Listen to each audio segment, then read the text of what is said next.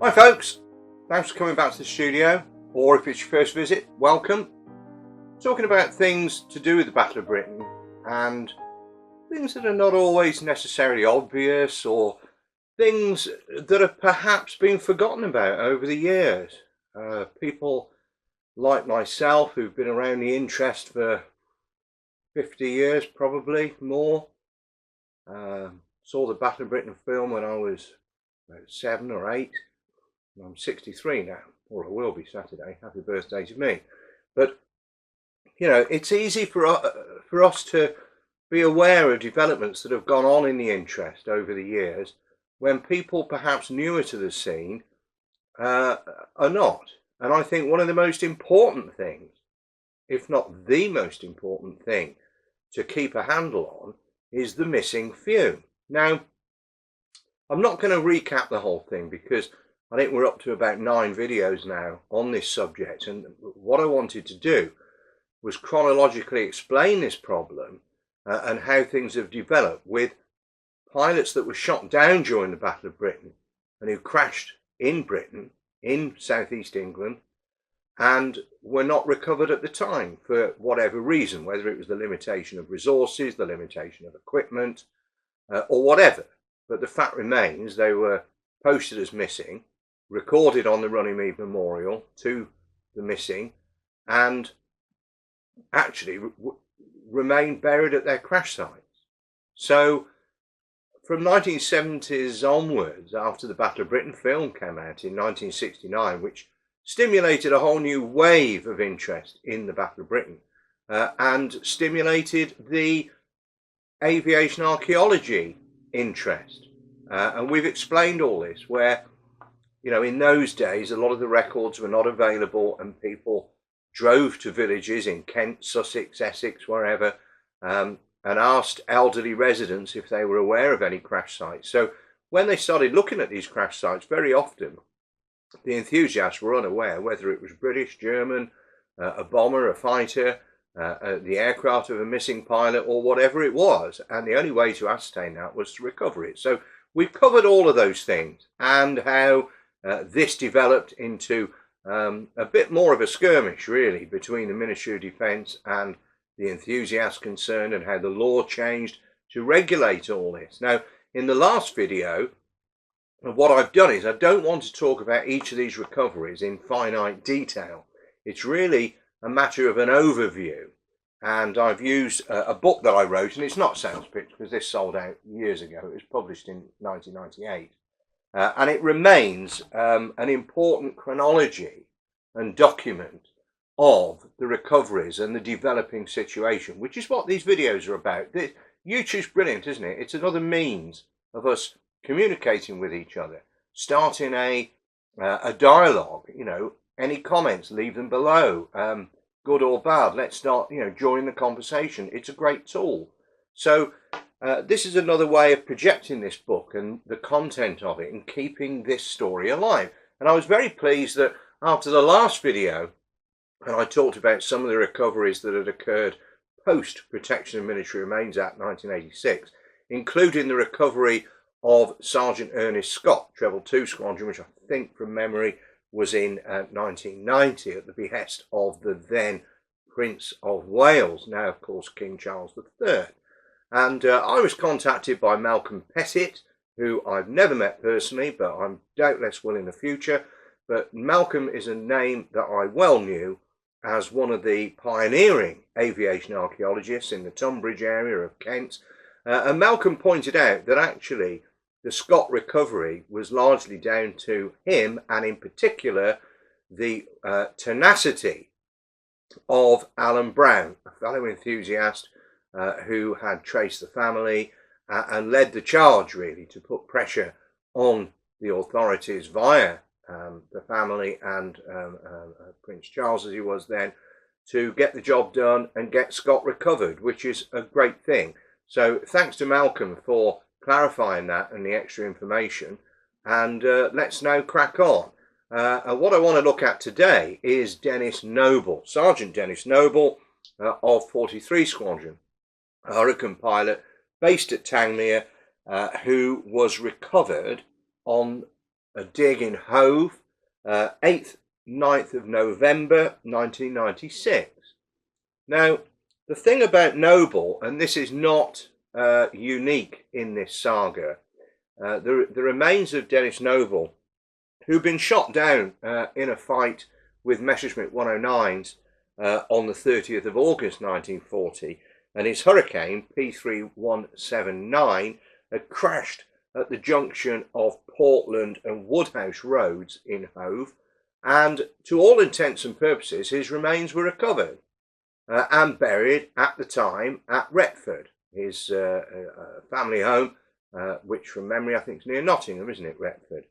So the thing was that the Southern Aviation Club, I think they were called, they then came to be aware that this whole area was going to be significantly developed. Now, what's really interesting, the Southern Counties Aviation Club, now they led the charge then, and fair play, because it was quite clear that there were still substantial remains of the aircraft buried beneath the pavement, and this provided a unique opportunity for that to be recovered. It's a historic artefact. At the end of the day, in 1940, there was no intrinsic value to a wrecked aircraft, and certainly no historic value attached to it. But by 1996, things have very much changed, and we have lots of museums sprung up all over, mainly southeast England, like Brenzett and Shoreham and the Kent Battle of Britain Museum at Hawkinge and Tangmere. That are places where these incredible artefacts, which to touch them is a direct link to the past, can be seen. So this is a very important opportunity. And a recovery takes place because no surprise actually, the Hove Council give permission for recovery, so does the Ministry of Defence, and at the time there was no reason not to do that because to all intents and purposes, ostensibly, Sergeant Noble's remains were recovered at the time and he's buried. So in those days the MOD would give permission. It's much more difficult today because of circumstances like this that we're going to come on to that have embarrassed the Ministry of Defence, and it's very difficult now to even get a recovery licence if the pilot has been killed. So in this case, when the dig actually went ahead in November 1996, substantial human remains of Sergeant Dennis Noble were found.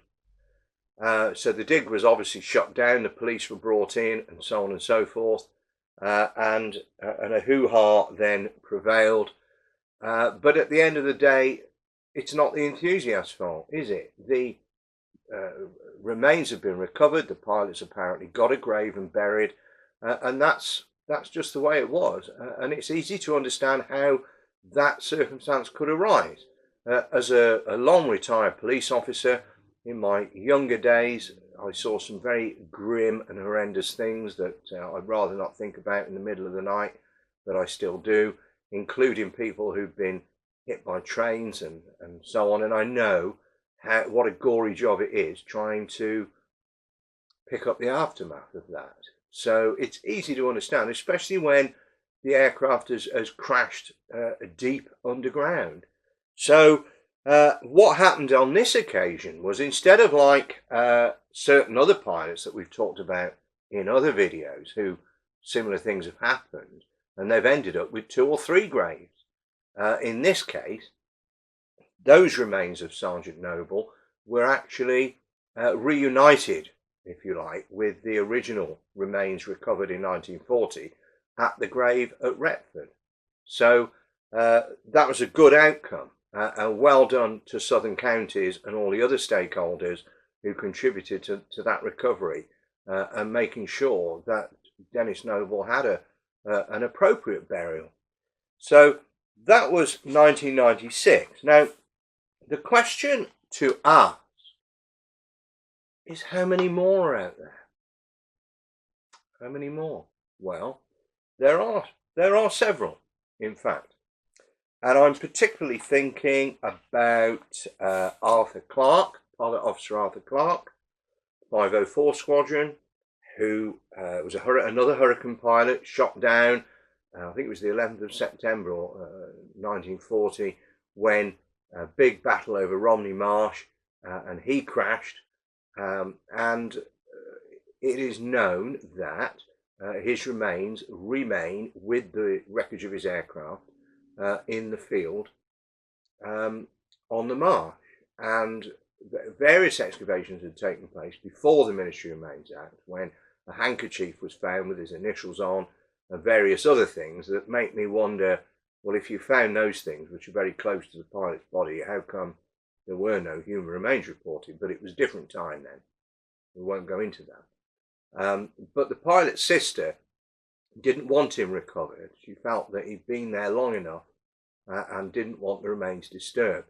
So consequently, and very nobly, Andy Saunders, who's been involved in this for donkey's years, Andy arranged a roadside memorial, which is to all intents and purposes a grave, isn't it? You know, the remains aren't there, but it's a focal point for the spirit, if you like, and certainly a focal point for the family to have closure, and for other people to pay their respects and be aware that a young Battle of Britain Hurricane pilot lost his life very nearby. So that was a great thing to do, I think, and well done to Andy and everybody else involved. So then we come on to Pilot Officer Robert Shaw from 1 Squadron, who was shot down and reported missing on the 3rd of September 1940. So that's on the first anniversary of Britain and France declaring war on Nazi Germany. And I remember talking to Wing Commander Pat Hancock, who was the Honorary Secretary of the Battle of Britain Fighter Association for many a year, and a wonderful chap who was very, very helpful to me. And Pat said, when I asked him about this, because he was flying that day, he said, after so long, I can only say that at the time I was convinced that I saw Robert Shaw in his parachute drifting seawards. But had he gone into the sea? There was conflicting evidence at the time that there was nothing found, no bodies washed up from the sea, no airmen recovered from the sea. And on the 29th of 1940, now I'm looking at the book here because we want to get this right, PC 265 Wyman of the Kent County Constabulary and civilian contractors of A.V. Nichols attended the crash site at Park House Farm, Chart Sutton, where wreckage had already been removed of an aircraft by an RAF squad, and Mr. Nichols reported that this was the wreckage of Hurricane P3782, which was Pilot Officer Shaw's aircraft. Now, of course, it had buried itself deep into ground at the edge of an apple orchard near a small stream, and had Shaw bailed out? Was it just the crash site of his aircraft? Had he gone into the sea? Or was he still buried there? Well, an old couple who lived in a cottage adjacent believed that he was there, and they marked the site with a cross and planted a small memorial garden on the site. And then after their death in the 1950s, the site became overgrown and neglected until it was taken on by the Royal Air Force Association branch at Headcorn. And they looked after it, and on Battle of Britain Sunday, the Sunday closest to the 15th of September in 1970, a memorial service was held there on the site, and the garden was formally dedicated. And over the years it's been attended by numerous members of Robert Shaw's family, and as far as I know, it's still ongoing. I certainly hope it is. So that's a wonderful thing. And if Robert Shaw is there, then he is not forgotten, and he is remembered every year. So another is Sergeant Gerald Edworthy, missing in action again on the 3rd of September 1940. This is 46 Squadron now, who were operating out of Stapleford. Another big fight with ME 109s and 110s. And at 10:35 hours, a British fighter is reported crashed near the River Crouch, and it basically engulfed by Redwood Creek. So there's no question, because one squadron and Robert Shaw were actually bounced a long way away over Kent, and this is the River Crouch in Essex. The only missing pilot that this could possibly be is Sergeant Edworthy. And in 1974, the crash site was discovered by the London Air Museum, who found a machine gun access panel and various small items. And it was re-excavated in 1981 by other enthusiasts, but nothing was found. And Steve Vizard told me the aircraft had exploded near the seawall, and all we could find was numerous fragments of the Hurricane. This was a shame, because the pilot's sister, since deceased, was very keen that if he could be found, her brother should be recovered. So, despite the family wishes and the efforts by the enthusiast, unfortunately, the nature of the crash, it would appear that Sergeant Edworthy will never be found, and that's a sad one. And then, of course, there's Flight Lieutenant Percy Stevenson Squeak Weaver, DFC, one of my heroes, from 56 Squadron, based at North Weald, a pre-war airman and pilot, very experienced, and what really part of the combat backbone of 56 Squadron at this time, a flight commander, and he had fought throughout the Battle of Britain, awarded the DFC, really quite a chap, as it were. And I remember that I corresponded with the CO, who was fairly new, Graham Manton, Mini Manton, fairly new, posted to 56 Squadron, little or no experience on fighters, certainly none on in modern combat conditions in the Hurricane.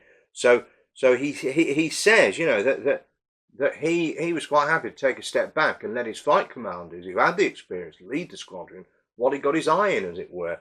And he says, from those hectic times, I remember well one particular incident concerning him, as in Weaver, probably because it occurred shortly after I'd taken over the squadron, following 2.5 years behind a desk at the Air Ministry. Every moment with 56 Squadron, therefore, was new and exciting for me. After only my first or second combat, I was returning to North Weald, trying to gather my wits, when another 56 Squadron Hurricane came alongside and formated on me. The pilot opened his hood, gave me a great grin, thumbs up, and one finger indicating he'd made a kill. It was Squeak Weaver. And there we are. The problem is that 56 Squadron was very heavily engaged throughout the first half of the Battle of Britain, and by the end of the combat, by the end of August, by the 30th of August, the squadron had lost 18 Hurricanes destroyed, 6 more damaged, 1 pilot killed, and 5 were missing, and 7 more had been wounded. So August the 31st was their last combat of that tour in 11 group, and it was a hectic day. There was heavy fighting. The Germans are targeting the airfield still. It's all going on over there.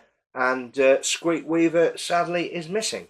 And a Spitfire, erroneously, is reported down at West Point, OC Island, at 10:09 hours.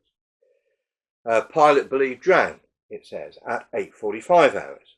So the Eastern Report Centre at 11:23 now says that the plane identified as a V7373, which is Weaver's Hurricane, confirmed pilot drowned.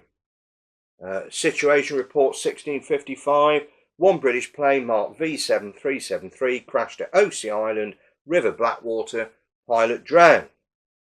So V7378 was actually Weaver's aircraft.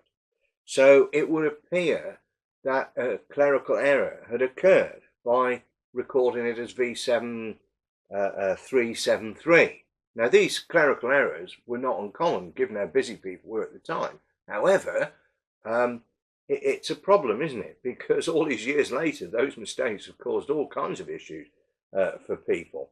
But in actual fact, Squeak Weaver had only been awarded the DFC that very day, on the 31st of August 1940, when he's reported missing. So Minnie Manton went on to tell me, who survived the war and retired as a group captain, he says, Squeak went missing on the very day I left the squadron, on posting to command RAF Manston, or at least what was left of it. They ran me from North Weald the next day to tell me the news. Such was Flight Lieutenant Weaver's standing in the squadron. Whilst most eulogies tend to go overboard, my recollections of Squeak Weaver are all clear and sincere. Of all the boisterous, reckless young men in the squadron, he stood out. He was universally liked, and because of his irrepressible good humour, enthusiasm for life and everything he did, and his fearless attitude to battle, he became an absolute linchpin in the squadron. His loss was, I know, felt most deeply at a time when we all try to shrug off such things for obvious reasons. And ironically, the following day, 56 Squadron were withdrawn to Boscombe Down in 10 Group, which, although they were to see action from Boscombe Down within a few days, it was a much quieter sector than North Weald in 11 Group that was right there at the sharp end. So it's very sad. Now, the thing about Weaver is that there was a sock, I think, found with a name tag in it, and it's obvious that the aircraft, like Edworthy, I suppose, being enveloped by the River Crouch, that the Hurricane has crashed into the mudflats and it's gone very deep down, but it'll still be there, and so will Squeak Weaver. But what is perhaps a bit unusual is how they've confirmed the pilot's drowned when there's actually no body. So I'm not quite sure what that's all about. But Weaver certainly always been of great interest to me, and I know the family, Paul Weaver, his nephew, who is rightly very proud of his uncle and still has his DFC and photographs and other personal mementos. And I wrote a very detailed chapter about Squeak Weaver in Battle of Britain 1940, The Finest Hour's Human Cost, that was published by Pen and Sword to mark the 80th anniversary of the Battle of Britain in 2020. So the whole story was well documented. But that's very sad that he's not brought in from the cold. And the other one, which has caused so much heartache and controversy over the years, is Flight Sergeant Eric Williams, who was reported missing in action 15th of October 1940. So that's the time when we've got the 109s coming in very, very high, up to over 30,000 feet sometimes, and forcing Fighter Command up a number of times a day.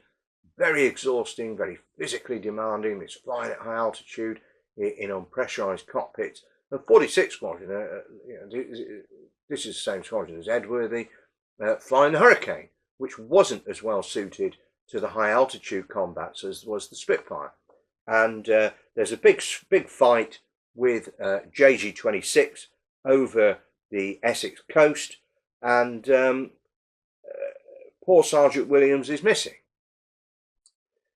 But then Kent County Council War Diary says that at 14:25 there's a British aircraft down at Albion Parade, which is at Gravesend, pilot missing, plane burnt out, slight damage to wharf buildings. Well, basically what's happened, another Hurricane crashed 15 minutes later near Gravesend that the pilot was known to have bailed out of. But Sergeant Williams' aircraft went through the roof of Barton's Timber Wharf at the side of the Thames estuary and buried itself very, very deep, and defied the efforts of the Royal Engineers at the time in 1940 to recover the aircraft, although there was items recovered to identify it as Eric Williams' aircraft, and indeed a flight sergeant's crown. So there's no doubt that Eric Williams remains buried there. And the site was located by Steve Vizard in 1991, and other enthusiasts arranged a memorial nearby, which was unveiled by his widow, Jane Edelston, who I think had travelled over from Canada, if memory serves me rightly. So this is just all going on, and what can you do? The Protection of Intramuros Act comes in 1986. You know, everybody's prevented from doing anything. Then it's there's a news that the wharf is going to be redeveloped.